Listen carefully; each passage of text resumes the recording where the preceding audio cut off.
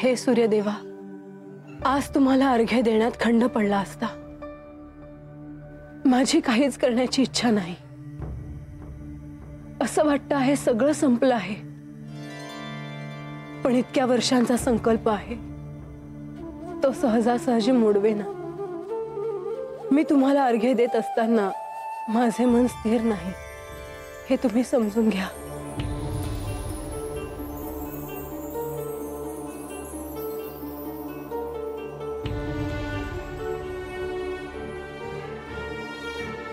देवी, माझ्या दृष्टीतून काहीही लपलेले नाहीये।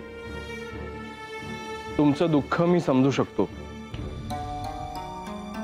आज पहिल्यांदा आम्ही तुमच्याकडे काहीतरी मागणार आहे। तुम्ही कृपया नाही म्हणू नये। सूर्यदेवा, मी तुम्हाला काय देणार तरी तुम्ही सांगा, मी तुमची इच्छा पूर्ण करेन। देवी, तुम्ही तुमचा शब्द मागे घेणार नाही याची मला खात्री आहे। माझी अशी प्रार्थना आहे की तुम्ही अन्न ग्रहण करावे।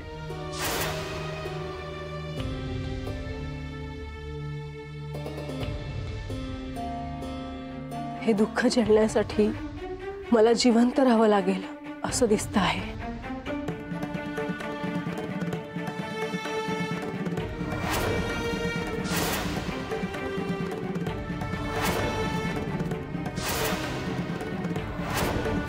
देवी, आज पतूर वस्तीवरल्या लोकांनी तुझा आशीर्वाद मिळाला आहे बघ। तुझी ही कृपा अशीच राहू दे। शांत व्हय देवी, शांत व्हय।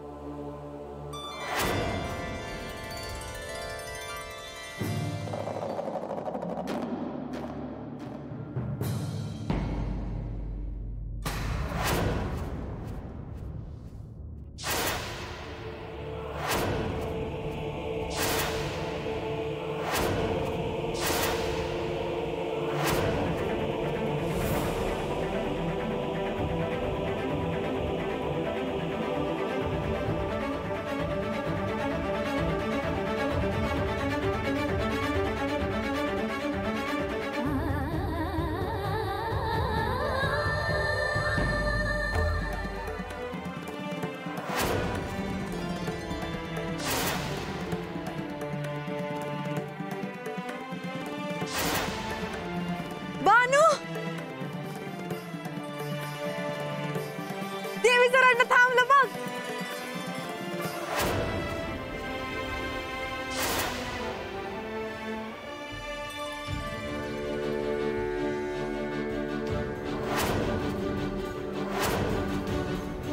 होय ग, म्हणजे देवी पावली, देवीचा राग शांत झाला।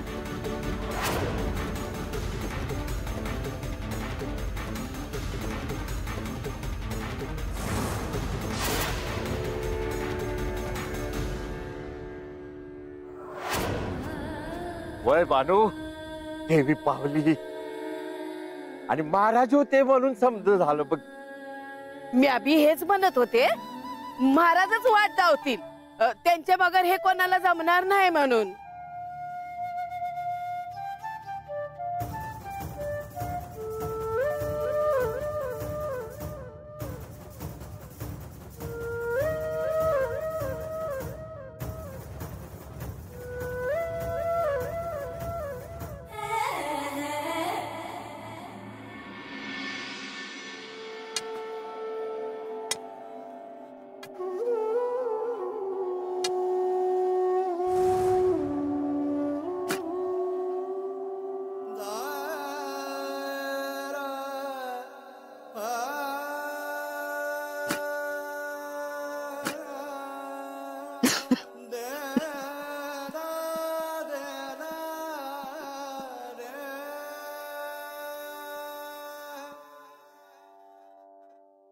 अरे देवा, काय करू म्या?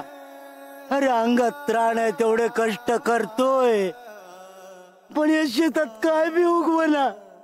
अरे काय करू म्या, काय करू, काय करू, काय कळतच नाही। काय करायचं इथे? अरे काय देवा, राब राब राबतोय मी, राब राब राबतोय, पण आता थकलोय मी, थकलोय मी. सदानंदाचा सदानंदाचा येळकोट. देवा, काय झालं? प्रधानजी, आपण ह्या वाटेने बानूकडे जाऊ. पण देवा, ही वाट तर बाणाईकडे जात नाही, बाणाईकडे तर ही वाट जाते. बरोबर आहे, पण आपण ह्या वाटेने जाऊन बघूया. या.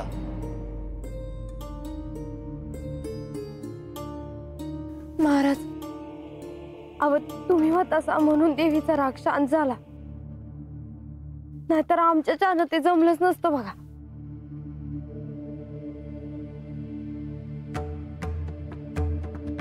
होय महाराज, तुमचं लय उपकार आहेत बघा. आता हे उपकार कसं फेडायचं आम्हाला काय बी समजना झालंय. नारायण नारायण. जिथे देवावरची श्रद्धा आहे तिथे त्या श्रद्धेला न्यायही आहेच. अजामेळ, बानू, मी केवळ निमित्त मात्र आहे. ही सारीच शिवलीला आहे. आता या प्रसंगी मला तुम्हाला असे सांगायचे आहे की एक ना एक दिवस या वस्तीवर देवाची पावलं नक्कीच येणार.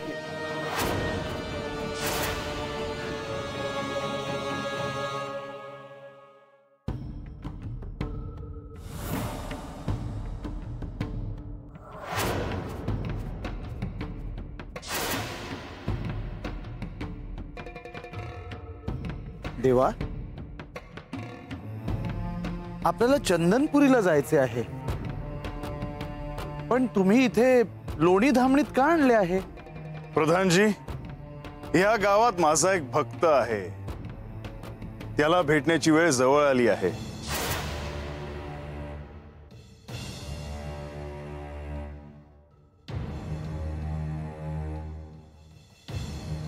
महाराज, आज खरंच तुम्ही होतात म्हणून देवीचा कोप टळला बघा. आता समजेजण लई आनंदात गाव देवीचा उत्सव साजरा करत्याल बघा. हो बानू, आता तुमच्या वस्तीवरील गावदेवीचा उत्सव नक्कीच मोठ्या आनंदात आणि जल्लोषात साजरा होईल. पण याच काळात आणखी एक अशी घटना घडणार आहे ज्यामुळे तुझा आनंद वाढणार आहे. असं काय होणार आहे महाराज? तुला जे हवं ते तुला मिळणार आहे. म्हणजे बानू, मी तुला याआधी सांगितलं होतं की श्री खंडेराय तुला भेटायला या वस्तीवर येतील म्हणून. वय वय महाराज, तुम्ही सांगितलं होतं मला.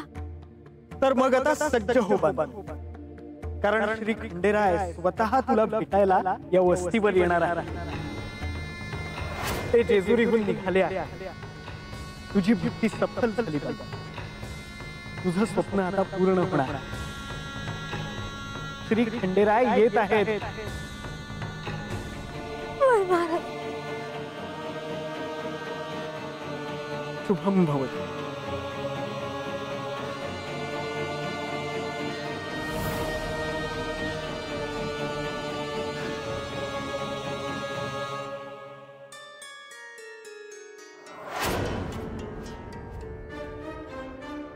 जरा ऐकता का? शिवप्पा कुठे राहतो? का तुमच्याकडनं बी ऋण घेतलं का काय त्यानं? पार घरदार बसलं त्याचं, माणसात नाही राहिला तो. पर जाऊ द्या, तो कुठं आहे मला ठाव नाही. तुम्ही भली माणसं दिसताय म्हणून सांगतो, येतो म्या.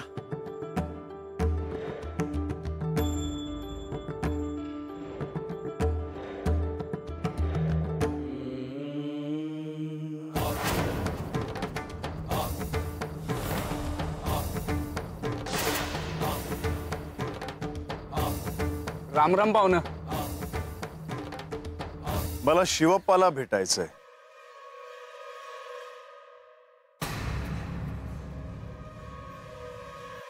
तुम्हाला सगळ्यांना हे सांगायला एवढा उशीर का लागतो आहे? अहो सांगायला काय नाही, पण आम्ही त्याला वाळीत टाकलं आहे.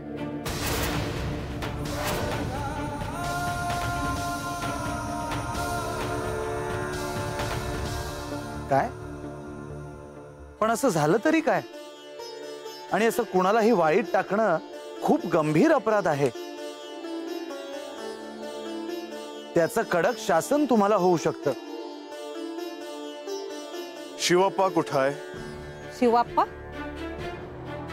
अहो लई वर्ष झाली त्याच्या शेतात काय बी पिकना.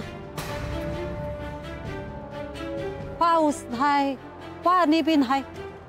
समद्याने शेती सोडली आणि पोटासाठी चाकरी करायला लागलं. आणि त्याला देवाचा नाद लागलेला. सारखं आपलं खंडोबा खंडोबा करतोय. आता यो खंडोबा तरी काय करणार हो? इथून सरळ गेला सा की रानात दिसलतो. बरे तुम्ही कोण हायसा? पुन्हा भेटू.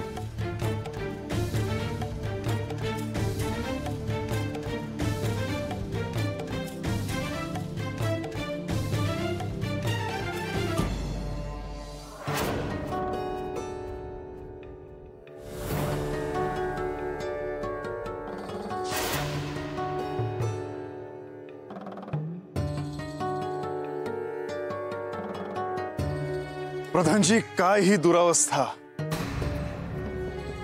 जो शेतकरी अन्नदाता आहे त्याची ही अवस्था. हे शुभ चिन्ह नव्हे. देवा, कष्ट करून समाजाचं पोषण करणाऱ्या शेतकऱ्याविषयी समाजातच प्रेम आणि आदर असला तर असं चित्र उभं राहणार नाही. हे आपल्याला बदलायला हवं. पहिलं म्हणजे शेतकऱ्याला आर्थिक स्वास्थ्य देणं अत्यंत आवश्यक आहे. आणि त्यासाठी राज्याचा कोषागार जरी रिकामा झाला तरी चालेल, पण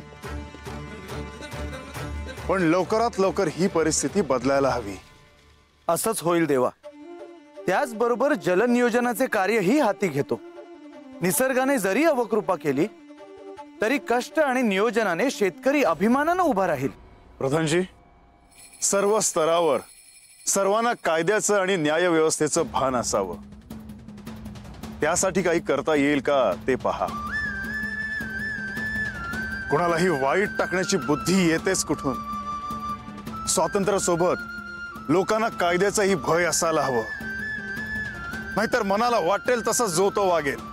होय देवा, आपण या माणसांना प्रत्यक्ष भेटतो आहोत, त्यांना जवळून पाहतो आहोत, म्हणून ही परिस्थिती आपल्याला कळली. राजसत्तेत जे आहेत ते शेवटच्या माणसांपर्यंत जर पोहोचत नसतील तर व्यवस्था अयशस्वी होणारच. प्रधानजी, माझ्या अनुपस्थितीत तुमच्यावर हे सुधारण्याचे फार मोठे दायित्व आहे. होय देवा, चिंता नसावी.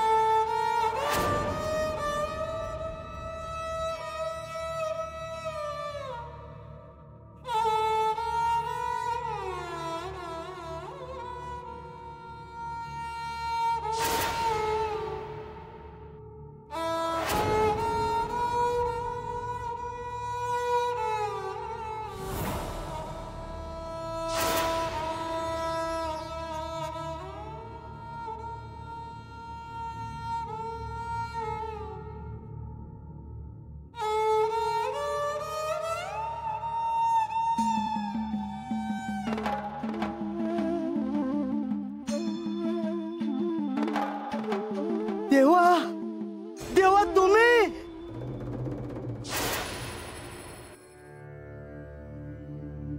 देवा, देवा, देवा. शिवप्पा, उठ. शिवप्पा, अरे तू हाक मारलीस आणि मी येणार नाही असं कसं होईल? देवा, मला ठाऊक होतं आज ना उद्या तुमचं दर्शन होणार. माझ्या शेताला तुमचे पाय लागले देवा. देवा, मी भरून पावलो देवा. शिवप्पा, तू खरा कर्मयोगी आहेस. भक्ती करताना तू कर्माकडे पाठ नाही केलीस, कष्ट करीत राहिलास. निसर्गाने पाठ फिरवली तरीही तू खचला नाहीस. सगळे सोयऱ्यांनी गरिबी आली म्हणून अपमानित केले तरीही तू ताठ मानेने उभा राहिलास. कोणतीही कटुता मनात आणू दिली नाहीस. शिवप्पा, अरे ही देखील एक साधनाच आहे आणि त्याचे फळ द्यायला मी स्वतः तुला भेटायला आलो आहे.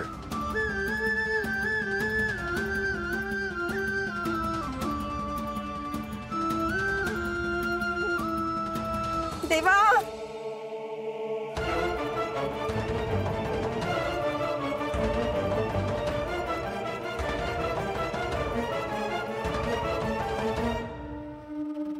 तुमच्या या भूमीत प्रधानजींचेही पाय लागले आहेत, तेव्हा ही भूमी पवित्र झाली आहे. लोणी धामणीच्या या पवित्र भूमीत माझे सदैव अस्तित्व असेल.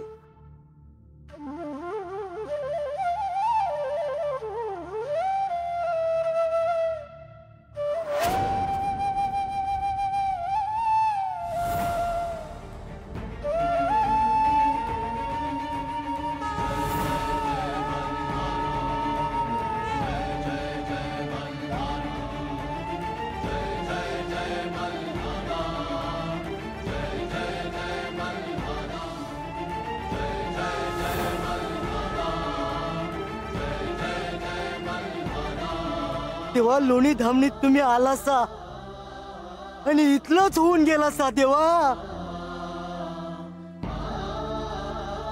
शिवप्पा, ह्यानंतर सर्व सुख तुझ्या पायाशी लोळण घेतील. तुला आणि तुझ्या कुटुंबियांना भविष्यात कधीही काहीही कमी पडणार नाही.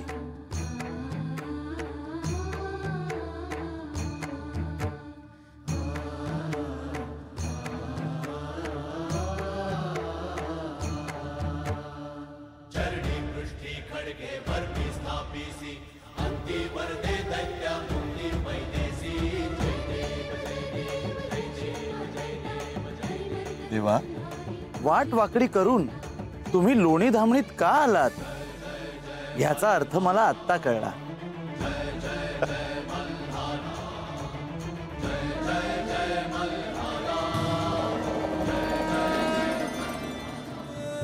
बानुवासी गोजरी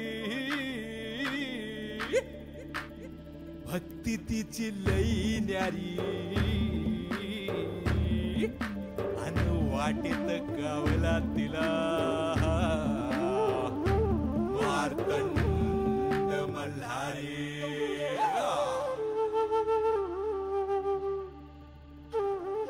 देवा, तुम्ही खरं माझ्याकडे येणार? किती दिवस झालं तुम्हासनी बघितलंच नाही म्या. तुम्हासनी डोळं भरून बघायचं आहे. तुमचं देखणं रूप डोळ्यात साठवून ठेवायचं आहे. तुम्ही हाताला का समदा वाडा सजवल बघा म्या. खायला गोडधोड कराल. तुम्हासनी काय बी कमी पडू देणार नाही. आणि देवा, तुम्ही हाताला का बास संगट लग्नाचं बोलाल ना. आणि आता मला बी असं वाटतंय की कधी एकदा आपलं लगीन होतंय. आपलं लगीन होणार. ते सपन आता खरं होणार माझं.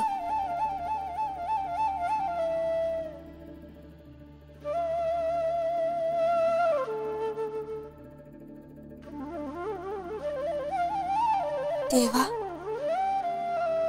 तुम्ही कुठपतूर आला आहे सा?